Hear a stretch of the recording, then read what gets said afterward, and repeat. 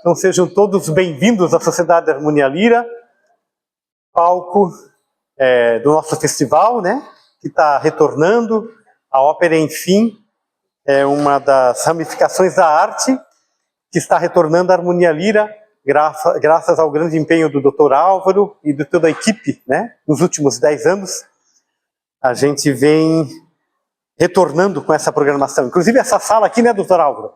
Há uns anos atrás, aí acho que até 2015, 2018 ali, né? Ela foi utilizada também por nosso projeto de música de câmara, denominado Interlúdio, né?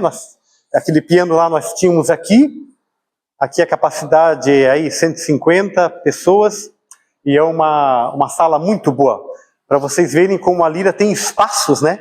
Para a gente poder fazer os ensaios, música de câmara, ópera. Lá em cima no foyer também fizemos ensaios sempre, né? Então é um espaço que está sendo recuperado, e a cada ano, com os projetos, né, aprovados de patrimônio através do mecenato, através do SINDEC, a Harmonia Lira vem conseguindo captar verbas, né, para fazer a manutenção dessa casa que tem a história de Joinville, né? E eu me sinto muito honrado e feliz de estar aqui. Eu sou joinvilense, sou da terra, e o Dr. Álvaro, eu tive o prazer de conhecê-lo, inclusive, né, Dr. Álvaro, na abertura da sala do Tibor Heisler. Foi em junho, né? Junho de 2014. A Fabrícia Piva estava também se apresentando, e ela falou: Douglas, vem aqui, hoje vai ser um dia importante, vem conhecer o Dr. Álvaro, né? Lembra dessa sala, não sei o quê, não sei o quê. Eu falei: não, tá bom, então dei um pulo aqui, aí fui apresentado ao Dr. Álvaro, e aí começou uma história de amizade, de admiração, de arte, né? Eu não sabia dessa paixão que ele tinha pela arte e pela ópera, né? E aí se fundiu isso, e nesses últimos 10, 11 anos a gente vem trocando ideias, ajustando as coisas, claro, tudo dentro da nossa realidade, né? A ópera é um espetáculo muito difícil de se montar. Eu sempre digo que ela já vem com uma receita, né? Por mais que a gente possa diminuir, nós começamos até com um projeto aqui que era a ópera de bolso, era ótimo, inclusive, um bom nome, né, para começar esse espetáculo. Fizemos reduções de Traviata e de alguns títulos, mas assim, ela é um espetáculo muito difícil porque demanda de coro, de espaço, de orquestra, de uma série de coisas, né? Então o Joinville ainda carece um pouco disso, de uma orquestra, de um coro, de mais cantores, né? De um pessoal que trabalha na retaguarda de produção, mas tudo isso a gente vem desenvolvendo ao longo de cada festival, né? Cada vez mais nós estamos utilizando artistas joinvilenses, principalmente na base da orquestra. Agora no último festival nós tivemos 12 instrumentistas de Joinville, numa orquestra de 22, 23, nós tivemos mais da metade. Então isso é fantástico, né? Então assim, estou à vontade, Bernadette, né, se você quiser conduzir, quiser ir perguntando as coisas, do que você gostaria de saber. Então, assim, obrigada, né? Imagina, para mim é uma honra. Douglas, por estar conversando com a gente. A gente queria que você colocasse, depois se alguém quiser perguntar alguma coisa, isso aqui é um bate-papo. Bate-papo, exatamente. Então, assim, ó, essa ópera Rigoletto, como é que foi esse início, pensar naquele cantor, naquela soprano, né, naquele baixo, quem vai ser cada papel? Eu acho que para nós entendermos um pouco mais essa base, né? Você como diretor artístico, a gente sabe que tem um diretor de cena também. Então contar pra gente um pouco o que é esses bastidores de montar uma ópera desse porte, com, né? Com esse calibre, desse porte, né? Nós tivemos a oportunidade de ver. E acredito que muitos já assistiram ao vídeo. Agora a gente vai passar o vídeo editado. O doutor Álvaro quer falar ali? Sim. Mais fácil. Claro. O trabalho que o Douglas faz, que é da direção artística. Então, o que significa isso? A concepção geral, né, nós vamos fazer, e nós precisamos de um tenor. Exato. Então, tenor tem vários tipos. A gente pensa que tenor é outra coisa, não é. Né?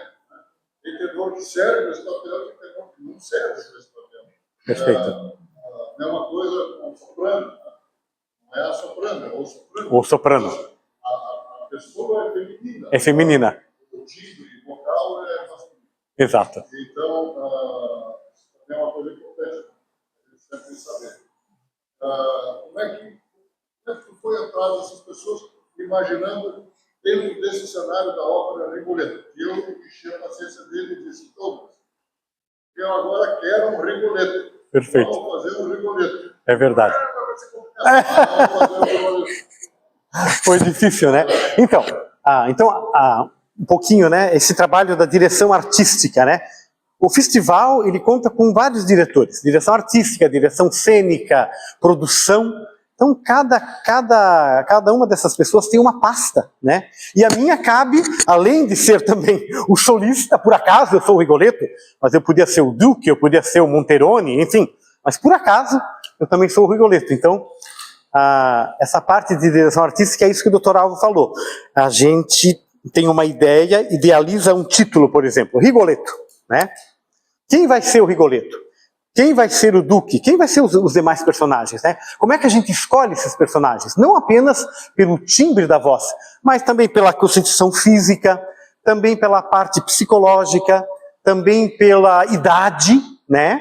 Porque o nosso instrumento, que não é só isso, é o nosso corpo, né?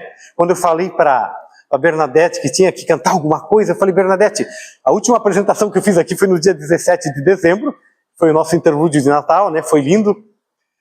Então eu parei, obviamente, né? Dei uma descansada, porque ano passado foi muito puxado. Eu fiquei 6 meses fora de Joinville, foi, acho que nos meus 28 anos de carreira, foi o ano que eu mais tive trabalho fora de Joinville, assim. Então foi muito puxado, eu estava muito cansado. E aproveitei para descansar. O Matheus, nosso fiel escudeiro, né, Dr. Álvaro, já não descansou um tanto, ele já foi para o FEMUSC, né, já trabalhou lá. Só para vocês saberem, agora ele está em Bogotá, na Colômbia, fazendo o seu primeiro trabalho internacional. E assim, o Matheus é fruto do nosso trabalho, né, Dr. Álvaro? Isso. Exatamente. É fruto da Casa da Cultura, né? Que legal, que legal. Então ele está numa carreira assim, despontando, né, como artista joinvilense nas grandes casas de música erudita do nosso país e já no exterior. Teatro Colón de Bogotá, eu não conheço Bogotá, mas se alguém conhece, né, então ele volta agora só no dia 3 de março, foi domingo agora. Então eu parei, e aí agora eu ainda estou parado, né, não voltei a dar aula, não voltei a vocalizar. Por quê? Porque o trabalho de um cantor lírico é igual ao trabalho de um bailarino, é igual ao trabalho de um pianista, do musicista, que tem que trabalhar diariamente. Porque não é só isso que digamos, que você tem que trabalhar, todo o teu corpo, certo? Então, a escolha desse elenco é muito complexa. Por exemplo, a Gilda não pode ser uma mulher mais velha, ela é uma menina, né? Ela é filha do Rigoletto. O Rigoletto, na história, deve estar entre 50 a 60 anos. O Duque um pouco mais jovem, aí, mas mais velho que ela, né? A Gilda deve ter entre 15 e 20 anos, por aí, né? Então a gente escolhe, primeiro, pela característica vocal. Tem que ser um soprano leggero, ou seja, é um soprano que tem uma facilidade muito grande nas notas agudas, né? E é uma voz jovem. É como se fosse um espumante que tu abre e tem os perlages. Então, quando ela entra em cena, você tem que sentir essa jovialidade. Até porque senão o Duque não vai se apaixonar por ela, né? O Rigoletto, ao contrário, não pode ser um barítono jovem. O Rigoletto é um senhor de 60, embora eu ainda não tenha 60 anos, mas é um personagem adulto, ou seja, ele precisa já ter vivido muitas coisas na vida. Embora eu não tenha filhos, né? Mas ele precisa ter tido perdas. A ópera em si, isso é uma coisa importante vocês saberem. Os personagens, existem personagens para quando você é jovem, para quando você está na tua idade mediana, 40, e depois acima de 60, por ali, né? Porque um personagem mais dramático não pode ser interpretado por uma pessoa muito jovem. Ela não tem vivência ainda da vida, certo? Então, por isso que a ópera é uma coisa maravilhosa, porque ela retrata a vida do ser humano. Então, o Rossini, quando faz o Barbeiro de Sevilha, ele faz todos para cantores jovens, né? O Barbeiro é jovem, a Rossini é jovem, já o Bartolo é velho, já é um personagem mais velho, né? Então é muito interessante. E o Duque, obviamente, é um personagem que também tem que ter um perfil, digamos, de um homem conquistador, né? Um boa praça, uma pessoa que tu olha assim. Então tem uma série de características que o diretor cênico observa, então, quando vai montar esse elenco. E o diretor musical, que foi o maestro Gabriel Schirato, também tem o dedo nisso, né? Com relação ao timbre da voz, a projeção. Os demais papéis, claro, papéis menores são mais tranquilos, são normalmente feitos por cantores que ainda estão começando um trabalho, né? Mas os 3, 4 papéis principais são esses. E não podemos esquecer da Madalena, né? A Madalena, que é irmã do Sparafutile, que é um baixo. Inclusive, esse baixo era jovem, tem 30 e poucos anos, mas normalmente o Sparafutile é um papel mais velho ainda, né? A voz do baixo, que é a voz grave, ela demora mais tempo para amadurecer. E a Madalena, que fazia a irmã dele, e que, na verdade, trabalhava quase como uma prostituta, né? Ela seduzia os pretendentes para o Sparafutile depois matar, assassinar. O Sparafutile é um assassino, né? Então, trazendo isso para a nossa realidade em Joinville, levando em consideração que nós temos uma boa acústica, mas não temos o fosso, né, que é um pouquinho complexo. Essa orquestra que nós fizemos é metade da orquestra, né? Uma orquestra de Rigoletto se faz a partir de 50, 60, 70, né, num teatro. Então, tudo isso é pensado, né? Nós tivemos a orquestra de 23, tivemos o coro. Por exemplo, nós não temos, digamos, um coro preparado para fazer assim, que tem experiência, né? Nós fizemos esse coro masculino de 12 elementos de Curitiba. Tivemos o balé também. Alguns daqui, que foi inclusive o grupo da Sociedade Lírica de Joinville. Sim, alguns cantores daqui, claro, pessoal que também trabalha na Casa da Cultura. Então foi uma experiência gratificante. O nosso encenador, o Antônio Cunha, veio de Florianópolis. Por que o Cunha? Porque ele já tinha feito o Rigoletto comigo em 2006, quando eu fiz a minha estreia, né? O meu primeiro Rigoletto foi no SIC, em Florianópolis, com a Camerata Florianópolis, em 2006. Então, como nós tínhamos pouco tempo no festival, porque uma ópera como essa, normalmente, a gente demora de 2 a 3 semanas para prepará-la. Quando eu estou, por exemplo, em São Paulo, é 45 dias. São 30 dias de ensaio e depois 2 semanas de apresentações, né? Então aqui a gente teve que condensar tudo isso por conta de custos e de forma alguma que esse tempo curto dificultou o nosso trabalho, muito pelo contrário, porque a gente conseguiu estabelecer um cronograma de ensaiar todo dia em vários espaços. Lá ensaiava Rigoletto, aqui ensaiava a Gala Lírica, lá em cima ensaiava a Cantata do Café, né? Nós tínhamos 2 pianistas, então foi muito interessante assim. Por exemplo, nós temos um grande festival no Brasil, que é o Festival Amazonas de Ópera. Eu já tive o prazer de participar algumas vezes, o Matheus já esteve 2 vezes, e foi assim um olhar muito semelhante ao que acontece em Manaus. Né? Manaus, quando a gente está lá, são 4, 5 óperas que ensaiam assim sucessivamente, né? E aqui nós conseguimos fazer 3 espetáculos, né? Então a gente está num caminho certo, não foi fácil.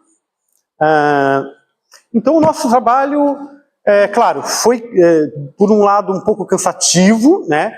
Porque ainda nós estamos montando uma equipe de produção que cuida de tudo, né? Do programa, da legenda, dos figurinos que vêm sempre de Florianópolis, mas é uma demanda muito difícil, né? A parte de logística, a parte de ingressos, né?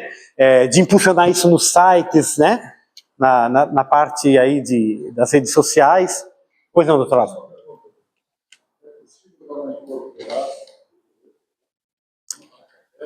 A capela?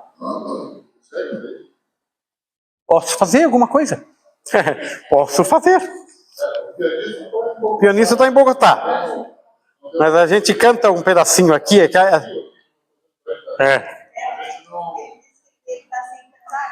Não, estou sem cantar, de verdade, assim. Mas eu posso fazer um pedacinho? Uma palhinha.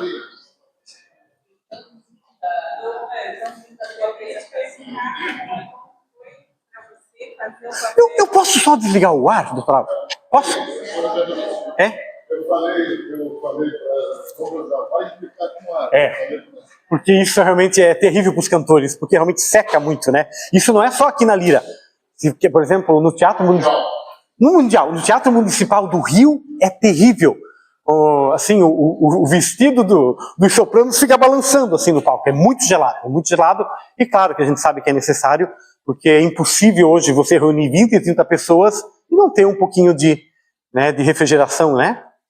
Mas claro que tudo isso a gente condensa. Desculpe, Simone, pois não. Na hora, a tua interpretação na hora que ela morre ali no palco, como é que tu se preparou, assim, depois que tu sai, tu chega a sair cansada daquela dor de perder a filha?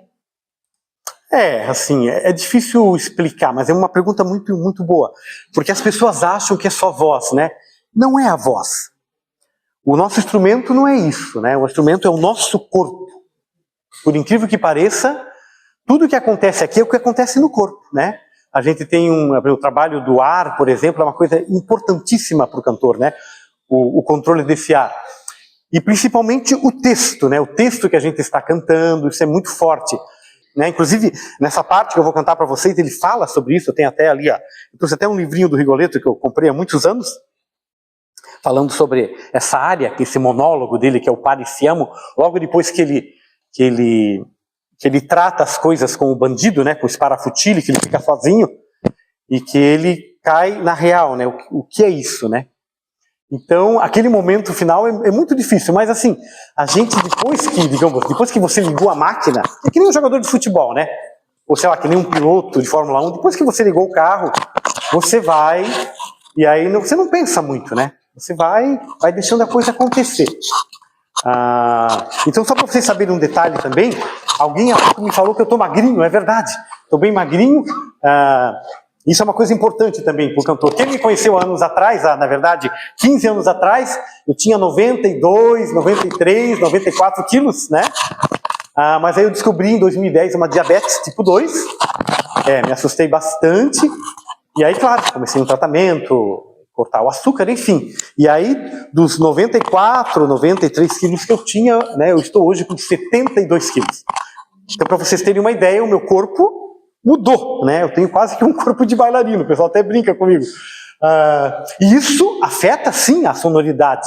Não é por acaso que a maioria dos cantores líricos são mais cheinhos, né? Porque eles precisam dessa massa, desse peso, sabe? O cantor lírico, o cantor que é um pouco mais magro, ele sofre muito. Principalmente se ele pega um repertório mais pesado. Porque o corpo, como é uma massa que você tem, né, em todo o teu corpo, esse peso ele te dá, sabe, um conforto, um apoio melhor, né? Então eu tive, na verdade, durante esses agora 15 anos que eu trato diabetes, eu tive que reeducar o meu corpo, reaprendi quase a cantar, senti que a minha voz ficou até um pouco mais leve, né? Então é muito interessante. Então, justamente naquela parte ali, eu estava deitado e, né, com ela ali, foi muito difícil, assim. Porque a gente precisa de muita força. Toda a posição que a gente está fazendo ali, a gente está controlando a nossa saída de ar, a emissão, né? Então é bastante complexo. Mas então, vamos fazer um pedacinho aqui Deixa eu tomar uma aguinha, que eu já falei demais. Essa é uma coleção antiga que tinha. Eu devo ter comprado isso faz uns 20 anos já. Então tem várias óperas, é muito legal. Conta toda a história, tem toda a tradução, as gravações mais importantes. É uma edição portuguesa, tá? Então deixa eu achar aqui, Pare Se Amo, aqui, ó.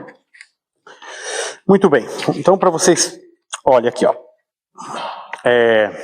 Este esplêndido solo de Rigoletto, que oscila entre o recitativo, que é a coisa mais falada, e a área, que é cantada, revela com perfeição o espírito contraditório do bobo da corte. As frases sucedem-se entre o sarcasmo e o ódio, tá? Passando pelo medo, a autocompaixão e o desespero. O tempo muda a cada um dos estados de espírito. O motivo que lembra a maldição, já ouvida no prelúdio e apoiado, né, pelo clarinete, fagote e as cordas graves. A linha vocal de Rigoletto, sem melodias propriamente ditas, move-se várias vezes em escalas descendentes. Então, pareciamo. Vamos lá.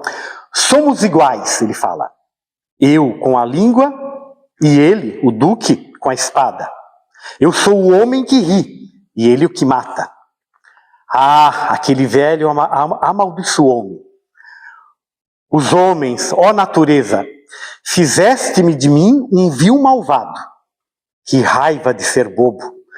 Não dever, não poder fazer outra coisa senão rir.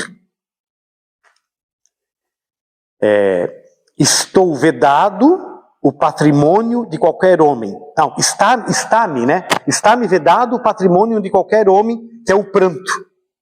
O meu amo, jovem, alegre, tão poderoso, elegante, ao adormecer, me diz: bobo, faz-me rir. Devo esforçar-me e consegui-lo.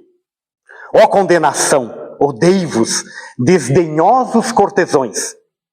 Que alegria me dá mortificai-vos. Se sou perverso, é por vossa culpa. Mas aqui, nesse momento, converto-me em outro homem. Aquele velho amaldiçoou-me. Por que me perturba constante esse pensamento? Acontecerá alguma desgraça? Não, isso é uma loucura. Então é um monólogo dele, né? Onde ele explana tudo isso, o pavor que ele tem, principalmente com a maior joia que ele tem na vida, que é a Gilda, que é a filha dele, né? É muito legal isso daqui. E faz toda a diferença quando a gente sabe, né? Essa tradução. Então vamos lá.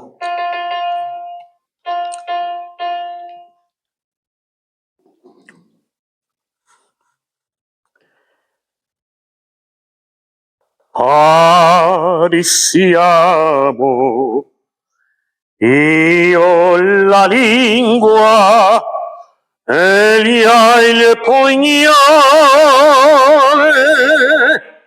l'uomo son io che ridere e quel che spegne.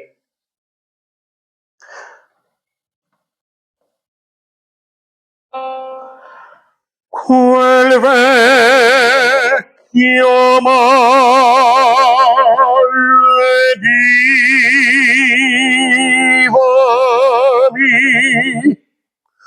o uomini, o natura, vil scellerato, vi faceste voi, o rabbia, esser difforme, o rabbia, esser buffone, e non dover, non poter altro che ridere. Il retaggio d'ogni uomo è tolto, il pianto. Questo padrone mio, giovin, giocondo, si possente, bello, sonnecchiando mi dice: fa ch'io rida, buffone, forzarmi deggio e farlo. Oh, dannazione! Odio a voi, cortigiani schernitori, quanto ai mordervi lo gioia, se iniquo son, per cagion vostro è solo. Mani nel promo qui mi cangia, qual vecchio male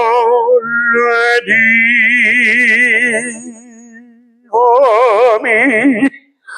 Tal pensiero, perché con turbo ignor la mente mia, me colherás, ventura, no, é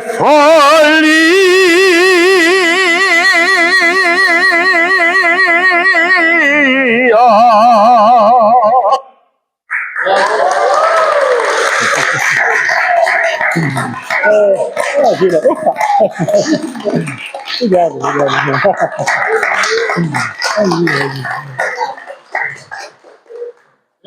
Quem é que precisa de pianista? Epa! Eu tenho que pedir só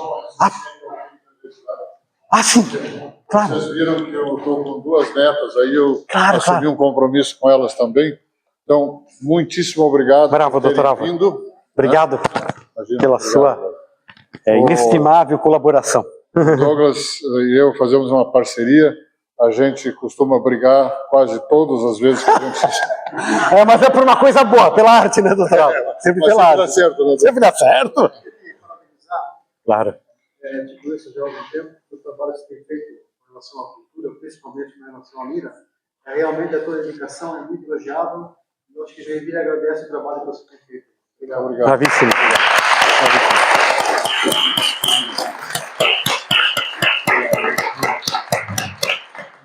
Espero não ter perturbado muito, porque acabei falando mais do que devia, né?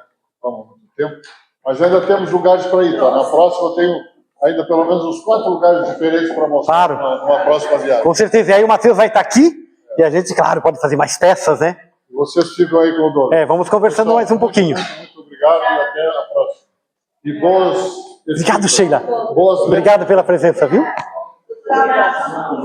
Então, aqui é o nosso agradecimento. Que legal. O livro da Literária 2 já tem.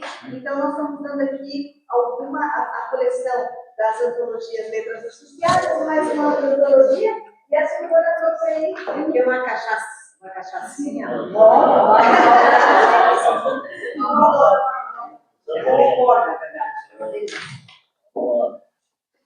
E também a gente não dispensa. Que legal. Vai fazer frente lá na sua adega, né? Cachaçinha de São João do Taperiô. Opa, que legal. Vou fazer umas caipirinhas aqui, né? Muito obrigada. Eu que agradeço. Obrigado, doutor.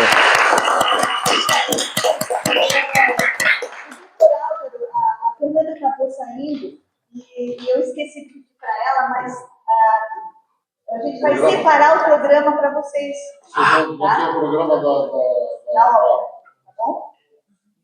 Tá bom. Parabéns pelo trabalho. Tchau. Obrigado. Adio. Mamãe.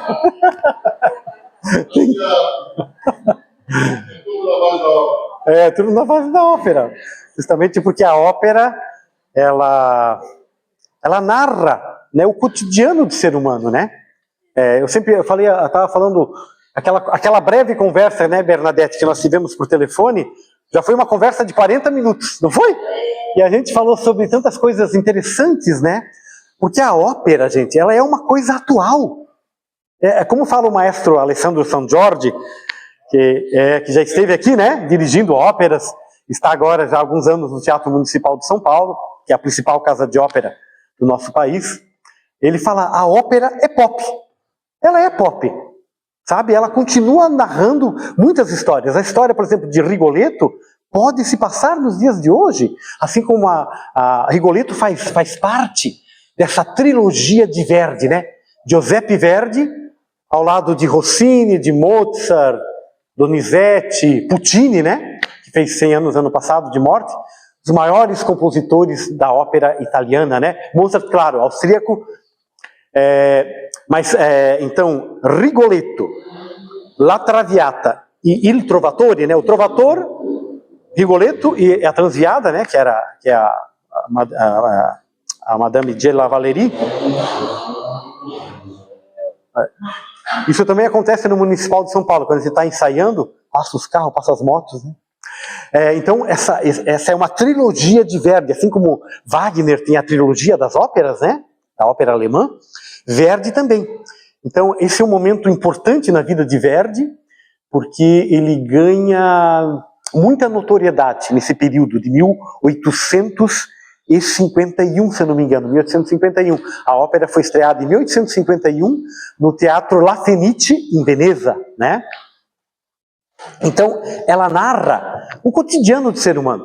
Se você pensar que, por exemplo, La Traviata, né, que todo mundo deve conhecer, La Traviata, a história da cortesã de Paris, que se apaixona pelo filho de um grande nobre de Paris, a família Germont, né, que é da região de Provence, né? Inclusive essa semana eu participei de uma degustação de vinhos franceses ali na Aliança Francesa, com o professor Vilas, e foi muito legal. O Alex, que veio trazer, então ele mostrou vinhos da região de Provence, e aí lembrei justamente de Traviata, né? Georges Germont, que é daquela região. Então a história de Traviata também é atual, né? O filho de um empresário que se namora por uma garota de programa, até que o pai percebe, escuta, isso está ficando sério, e aí ele é obrigado, depois que, né, que o filho assume esse namoro perante a sociedade, o pai vai na casa de campo deles, onde tem aquele grande dueto, né, da Violeta com o Germont, que ele fala assim, olha, é impossível que esse namoro vá à frente por diversas questões, né? E ele é um homem duro, né? Ele fala assim, não posso aceitar. O Alfredo tem uma irmã que vai se casar agora.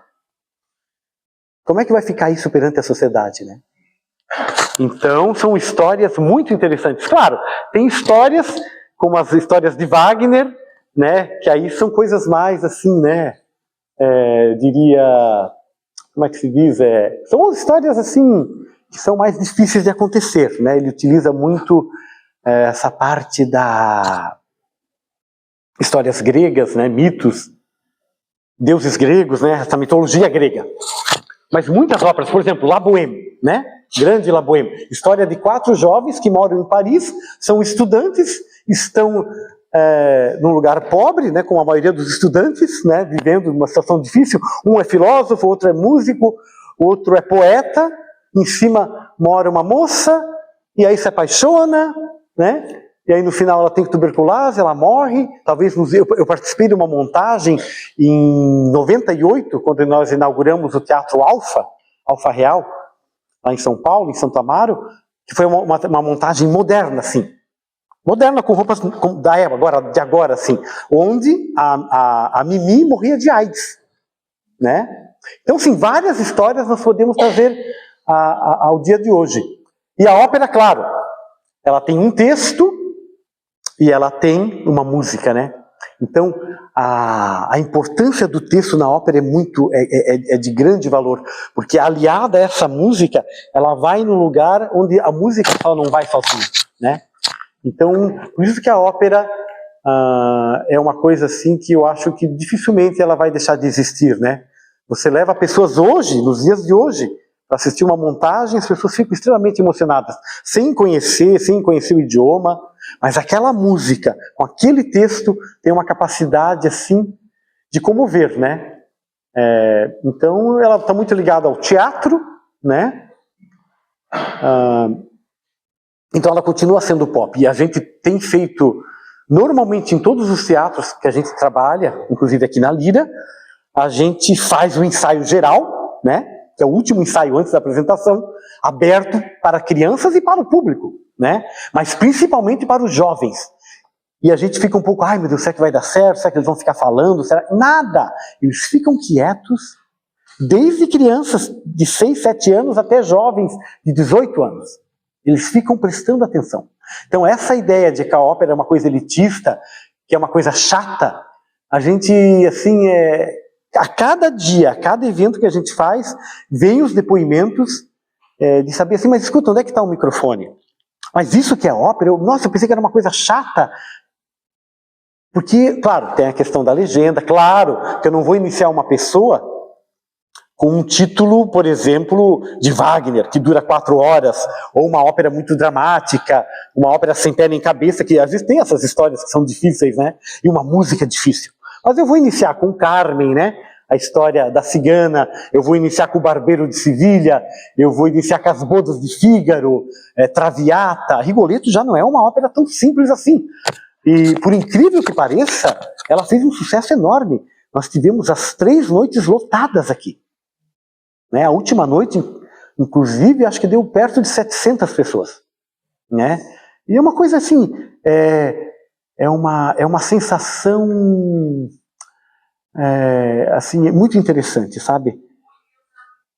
Eu tive o prazer de 2013 e 2016 cantar no Teatro Colón de Buenos Aires. Não sei se vocês conhecem, né? Mas quem já esteve em Buenos Aires, o Teatro Colón é o teatro mais importante da América Latina, um dos mais importantes do mundo, né? Capacidade entre 3.500 pessoas, né? Quando Montserrat Caballé, que vocês devem conhecer, aquela grande cantora espanhola, né? Esteve a primeira vez no Colón, ela se sentiu assustada, porque ela achou aquilo semelhante a uma arena de touros, do tamanho que é, né? Mas assim, foi uma coisa fantástica. A projeção, você fazia... É uma coisa impressionante. Assim, o Teatro Colón, né? Enrico Caruso, o grande tenor do século passado, né? Dizia que a verdadeira voz dele se ouvia no Teatro Colón. Eu tenho um livro do Caruso falando da sua passagem pela América do Sul, né? Então eu já tive esse prazer de cantar no Colón 2 vezes. A primeira foi o Baile de Máscara, que é uma ópera de Verdi, também belíssima. E a segunda, Macbeth, né? Macbeth, de Shakespeare, né? Também de Verdi.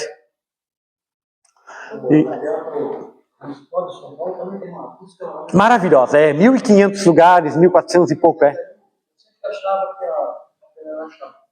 a Eu estudava em São Paulo, e eu namorava com uma menina que me convidou para ir assistir Barbeiro de Sevilha. Olha! Eu fiquei pasmo, e quebrou os paradigmas com relação a... Exatamente, Eu sempre digo, vou contar uma história para vocês, por isso que eu acho importante. Eu sou fruto dessa mídia que agora não quer que os nossos jovens e crianças tenham acesso à música clássica. Eles não querem. Eles não querem. Me desculpe, eu sei que a mídia tem muitas coisas boas, legais também, mas no geral, a mídia não quer que nós tenhamos acesso a isso. Eu sou fruto de um programa que tinha, eu me lembro que eu tinha aí 12 anos, 13 anos, eu já começava a cantar em coral, eu sou fruto do coral da Igreja Santo Antônio, do coral da Catedral, do coral universitário, com o maestro Luiz Fernando Melara, né? Sou fruto desses corais. E eu me lembro que domingo de manhã tinha um programa na Rede Globo, que se chamava Concertos para a Juventude, apresentado pelo grande maestro Isaac Karabchevsky, que anos mais tarde eu tive o prazer de trabalhar 3 vezes com ele. Isso era em caráter nacional. Exatamente. A Bandeirantes, que na época era muito forte, concorrente da Rede Globo, sempre foi, né? Ela tinha os concertos de Vinólia, né? Aquele sabonete, aquele perfume, que era apresentado pelo maestro Júlio Medalha, que inclusive eu tive o prazer de trabalhar também. Nós tínhamos um programa na Rádio MEC, que apresentava na TV MEC, na verdade, Quem Tem Medo de Música Clássica, aquele senador que faleceu, eu esqueço o nome dele, mas eu assistia muito. Então, assim, como é importante, gente, você dar acesso às pessoas. A gente não quer que ninguém seja um fanático por ópera. Eu, por exemplo, se vocês souberem, que eu já puxei samba enredo aqui na nossa avenida, aqui na frente do Centro Eventos. Eu gosto muito de futebol, né? Eu sou apaixonado pelo Joinville Esporte Clube. Onde fui lá foi uma tristeza, meu Deus. Mas são coisas que me fazem ficar em Joinville. Eu aprendi a gostar do Joinville. Um barítono não vive só de ópera, viu? Mas eu sou apaixonado por Joinville, né? Eu sempre acreditei que a nossa cidade, claro, tem um potencial enorme para dança. Tive o prazer de inaugurar o Centro Eventos em 98. Depois tive o prazer também de inaugurar o Balé Bolshoi, né? Quando veio para o Brasil, fiz um concerto lá. Já cantei também, me lembro da Arena, quando foi inaugurada, cantei o hino nacional lá, com a professora Lucimere de Souza Costa Leão, que foi uma grande pianista na Casa da Cultura. Então sou apaixonado por muitas coisas hoje, Joinville, né? Mas por que eu estou falando isso, meu Deus? Espera aí. Exatamente. Então, mas por que eu estou falando isso? Espera aí. Pois não. Ele falou da ópera. Que a ópera é uma coisa também que pode ser popular. Não, exatamente, da importância que a gente permitir que as crianças que a ópera seja uma coisa democrática, né? Por exemplo, é isso que eu falei. Eu já puxei samba, enredo na avenida ali no nosso carnaval, que eu gosto muito. A bateria é uma coisa que me emociona. Um sonho que eu ainda não realizei na minha vida. Pode, por favor. Desculpe. Ainda foi, por exemplo, assistir uma ópera. Não cantar, claro, mas assistir uma ópera no Metropolitan em Nova York, é um sonho. E no Scala de Milão. Não, o tempo já passou, né? Mas, e poder assistir um desfile de escola de samba na Marquesa de Sapucaí, assim, é uma coisa que me emociona. Uma vez eu estava num hotel ali em São Paulo, Hotel Marabá, que fica ali na Avenida Ipiranga, eu abro, estou chegando para uma ópera em São Paulo, eu me sai do elevador, Neguinho da Beija-Flor. Eu olhei para ele assim, eu fiquei emocionado. Baixinho assim. Eu falei, olha, eu sou seu fã, você tem o dom da palavra. O seu timbre é inconfundível, sua voz você tem uma coisa de ritmo que vem da África. Isso é maravilhoso. A gente não pode conceber um alemão cantando samba. Então, né, são dos africanos, é da raça negra, é lindo isso. O carnaval é lindo. O que não pode ter é essa promiscuidade, essa vagabundagem que está aí. Que o mundo quer que seja assim. Mas não é isso. Esse ritmo que nós temos, isso é muito bonito. E eu sei porque, quando tive a oportunidade, uma vez, de um elenco que veio da Itália, cantar no Municipal do Rio, eu estava lá, cantando nessa ópera, entrou um grupo, nós estávamos no bondinho, indo para o Corcovado, entrou um grupo de percussionistas, assim, meia dúzia, assim. Foi uma coisa tão emocionante. Eles pegaram uma caixa de fósforo e começou aquilo. Eles caíram em pranto. Então nós temos tantas coisas bonitas, né? E a ópera faz parte desse mundo. A ópera, o teatro, a seresta, né? Pois não. Do teatro. A ópera é o canto, você falou, não, enquanto ensaia um aqui, outro ensaia lá, o pianista aqui, né, e tal. Claro. A orquestra se divide também pelos tons de voz, né? Claro. Mas e o teatro? Porque a ópera, ela compõe aí 3 artes importantes, 4, podemos dizer. Sim. A literatura, no caso, também entra. Claro, que vem, por exemplo, de um livro. Mas no momento da concepção, vocês também fazem um trabalho ou ensaios que sejam teatrais, só teatrais? Ótima pergunta. Só de corpo, sem a voz? Ótima pergunta. Posição de palco, enfim. Isso, nós temos um trabalho... normalmente os diretores, quando a gente chega para o primeiro ensaio de sala, assim, na verdade, são 2 tipos de ensaio. Quando nós chegamos, por exemplo, digamos que esse grupo aqui é o Rigoletto. Então nós chegamos, sentamos numa mesa e faz leitura de texto. Sem notas, sem ritmo, apenas parisiamo, io la lingua, e dà il pugnale, que é a inflexão da voz, certo? Então a inflexão da voz, se é uma coisa cômica, se é uma coisa dramática, né? Se é uma declaração de amor, se é uma coisa de ódio, tudo isso a gente já começa a trabalhar no texto, né? Claro que já com a tradução, nós sempre recebemos a tradução daquilo que nós estamos cantando, nós estudamos antes, né? Então a gente faz esse trabalho. Então trabalho de texto em mesa. Como o pessoal do teatro faz, né? Só que o pessoal do teatro fica às vezes 6 meses trabalhando uma peça, né? Que é muito diferente da gente. E depois, em trabalho de sala, por exemplo, nessa sala aqui, que tem as dimensões do palco, a gente ensaiou o Rigoletto. O Rigoletto foi montado nessa sala aqui. Então a gente faz um trabalho de corpo, corporal, muito alongamento, para soltar, né? Soltar toda a musculatura. Na verdade, só para vocês entenderem o trabalho do canto. O trabalho do canto é assim, ó, nós temos que ativar a musculatura que nós utilizamos para cantar, que aqui se chama o assoalho pélvico, que está aqui embaixo do umbigo, vai até o períneo, o glúteo, tudo isso é a nossa força. O motor da voz é isso daqui, é como se fosse um braseiro. Você tocou fogo, não pode deixar a brasa apagar. Ou seja, você idealizou o som, ele ligou aqui. É totalmente aqui, não é nada com isso. Isso aqui tem que estar totalmente relaxado. Então nós ativamos o que é importante, a gente faz até um trabalho de que é para ativar toda essa musculatura. E ao contrário, depois nós fazemos um trabalho de relaxamento. Ou seja, nós temos que desativar tudo aquilo que nos prende. Por exemplo, tem uma frase antiga que diz assim, meus professores falavam, cantor não faz força, cantor não empurra piano. Porque a força que um cantor faz, ele faz força, mas não é a força de erguer um peso. Não é essa força de musculação de...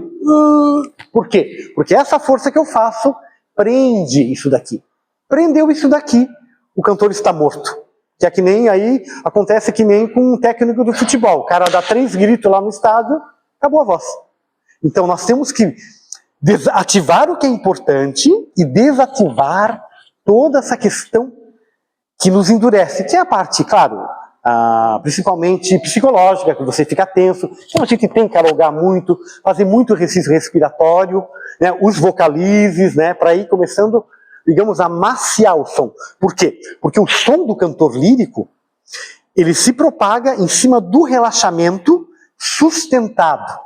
Né? Toda essa parte aqui, ó, se alguém quiser, por exemplo, provar... perdão, se eu quero dar uma tocada aqui, ó. Só para o senhor sentir, ó. Quer ver? Ó? Tô aqui, ó. Agora eu vou respirar.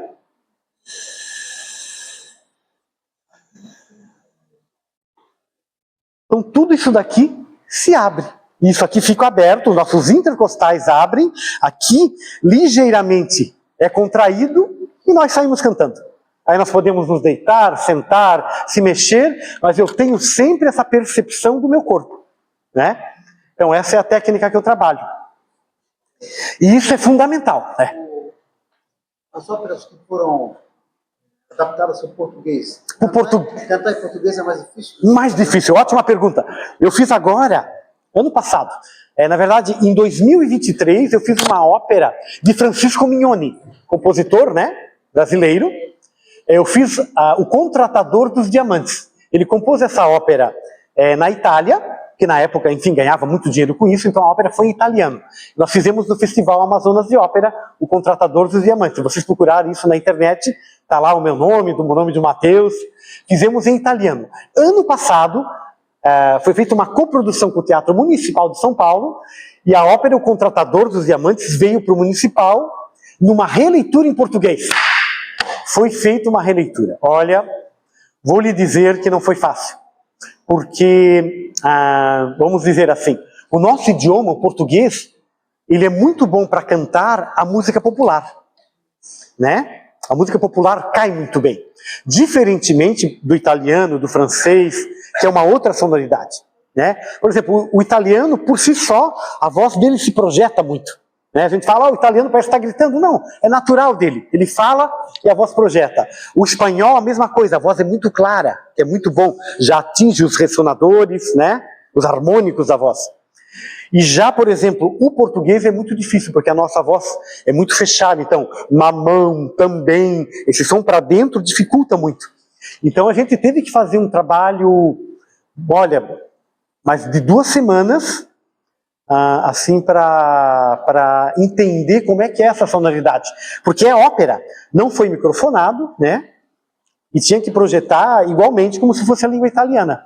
Então, tem esse problema. Assim, a língua portuguesa dificulta um pouco. Embora a gente tenha uma grande escola, por exemplo, das canções, né? Nepomuceno, Carlos Gomes, né? Esse repertório de serestas, né? Mas é uma outra colocação, sabe? Não é tão lírica como a ópera, né? É diferente. Podemos passar, Bernadette. Isso foi vocês vão ver então esse momento onde o Rigoletto Acho que dá para ver daí, pessoal. Dá para ver? Onde o Rigoletto... Está terminando, né? Essa parte, ele já está indo embora, né? O Sparafutile já está indo embora, o assassino, né? Ainda não.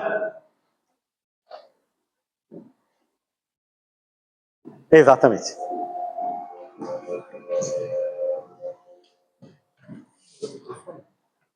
Espera aí. Não precisa, né?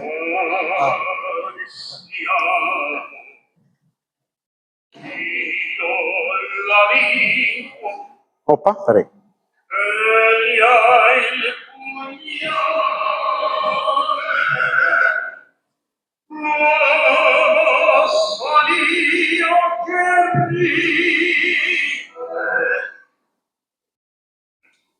Opa, bateu ali. Agora sim. Bateu no cabo. Bateu no cabo. É. Peraí. Opa, não. Aqui. Agora. Peraí. Aí, deu. Pode deixar.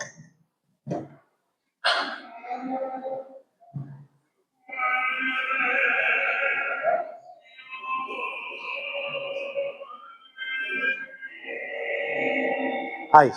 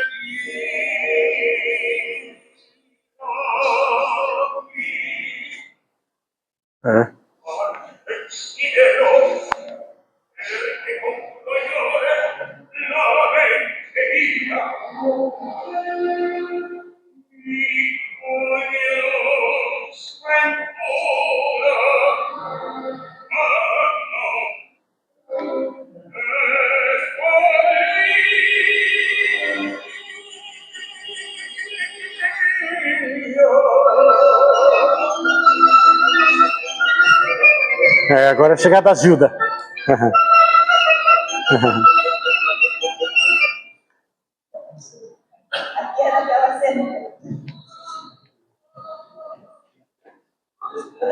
Podemos? Essa é a cena final. Muito difícil essa cena.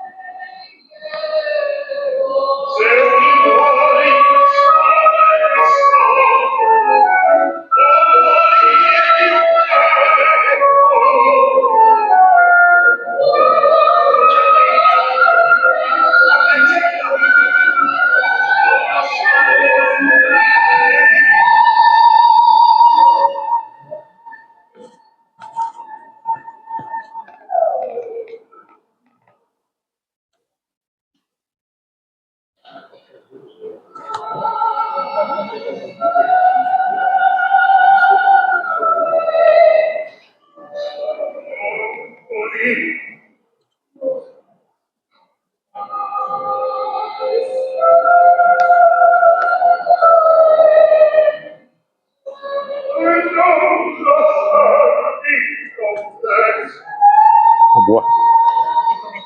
Não, vai acabar. É. Agora vai acabar.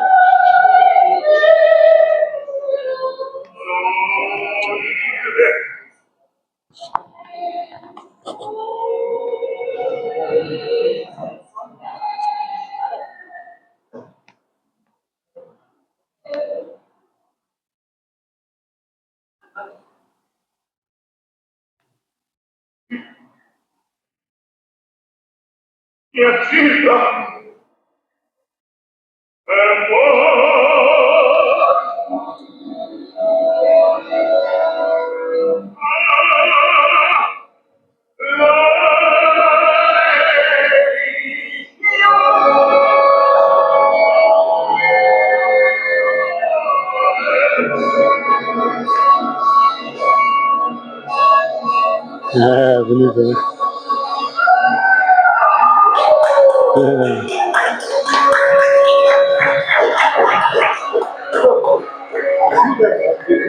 Não, não. A Gilda é de São Paulo. É fantástica, é. Nem parece que foi em Joinville isso, né? Que legal. Muito legal. Para vocês verem a estrutura que precisa ter, né? Esse ano vai ser qual? Ah, não posso falar. Ainda não posso falar. Mas estamos já... Semana que vem já temos reunião com a Ayla e o Dr. Álvaro, né? Pra gente colocar, claro, no PIC, né?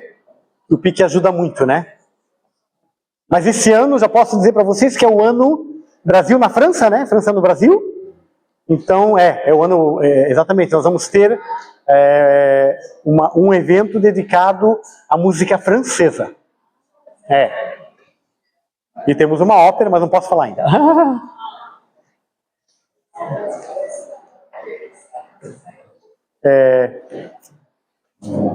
Acho que a gente... Deixa eu voltar. Sim. Calor. Mas fica aberto se alguém quiser fazer alguma pergunta. Claro. Né? Digamos, é um assunto que Pode, Não, né? a gente fica aqui à noite falando. Com uma boa taça de vinho. Mas você quer comentar um pouquinho essa última cena? Para então, fechar, pelo menos? Claro, fechar, claro. Desculpa, né? Essa cena é a cena mais difícil da ópera, né? Até pela posição que a gente estava, eu sei que tinha momentos que eu tinha cãibra, né? Porque assim, a cena é difícil, assim, tem toda uma questão de movimentação, do cenário, né? Então, assim, era difícil aquele momento ali, sabe? Mas foi emocionante.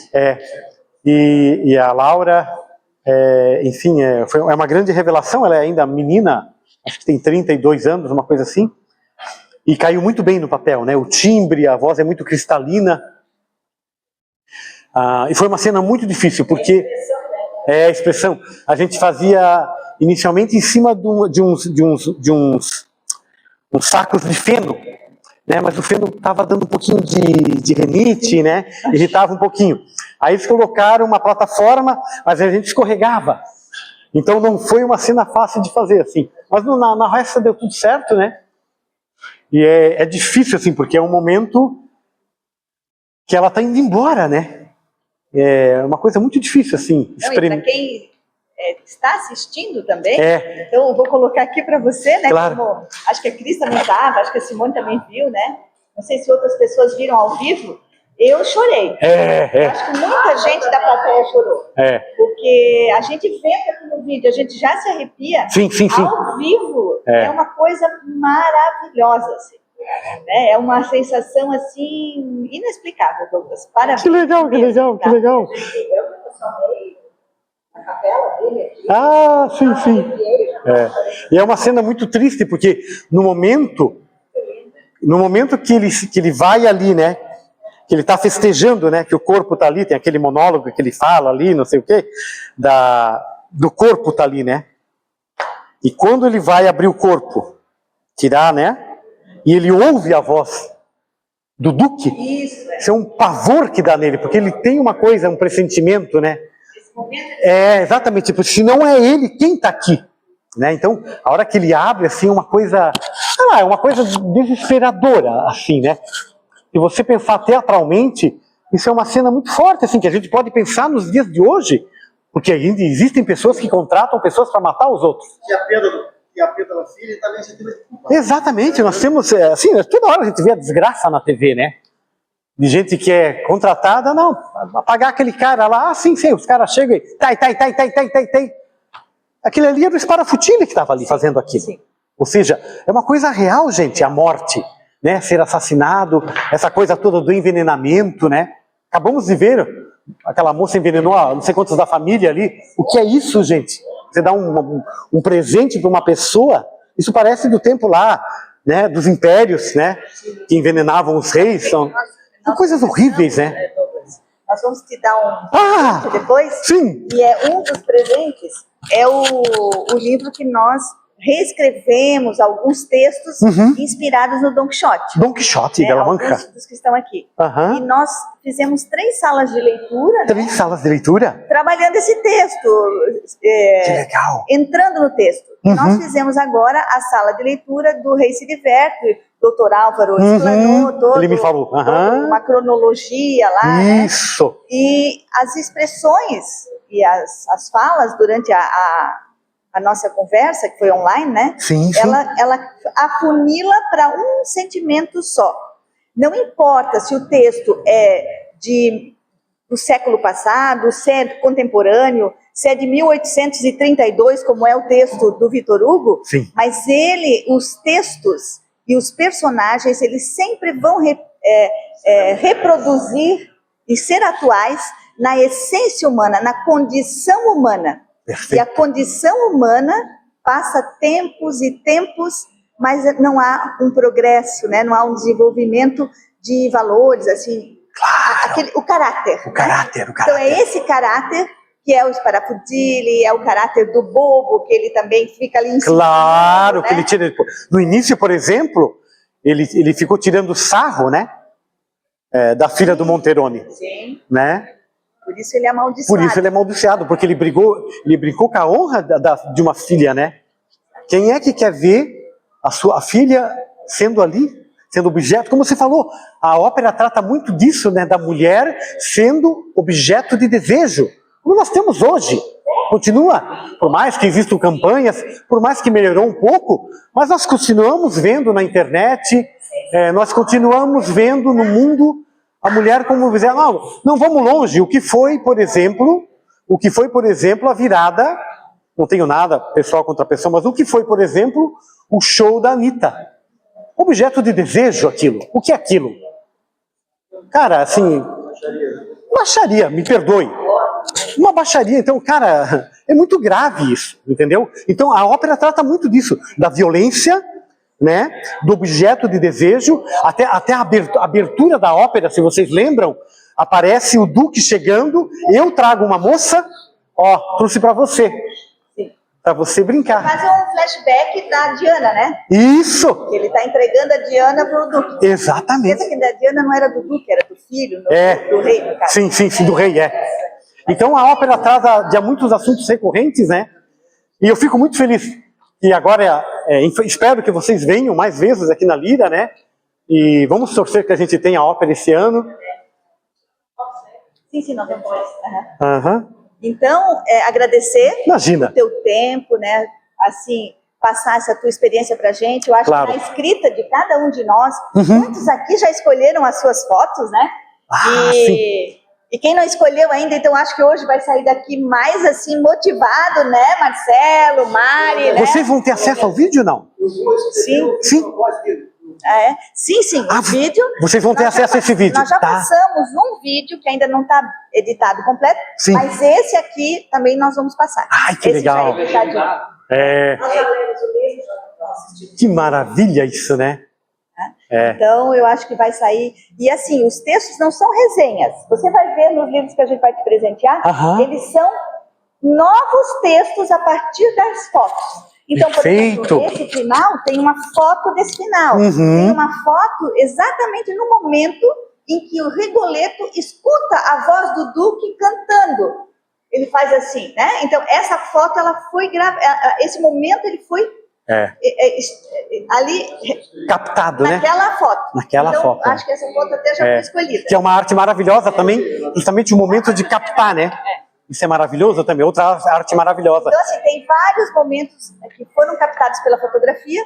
Então, por isso que os nossos livros, até peço para o Romualdo, então, entregar. Opa, que maravilha! Inclusive, você escolher aquele que o Rigoletto está na cadeira, em cima da mesa. Sim. Ele está...